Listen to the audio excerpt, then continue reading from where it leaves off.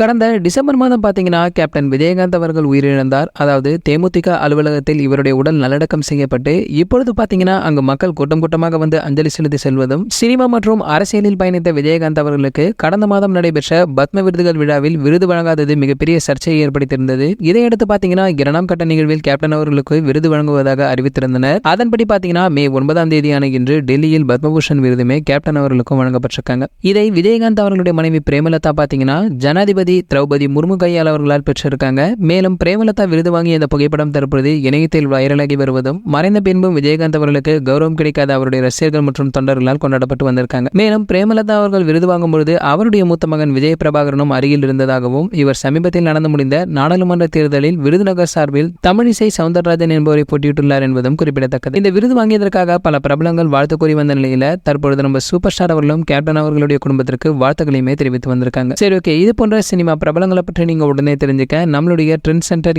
நம்ம சேனலை சப்ஸ்கிரைப் பண்ணிக்கங்க. பக்கத்தில் உள்ள பெல் ஐகானை கிளிக் பண்ணிட்டீங்கன்னா நீங்க நம்ம வீடியோவை மிஸ் பண்ணாம பார்க்கலாம்.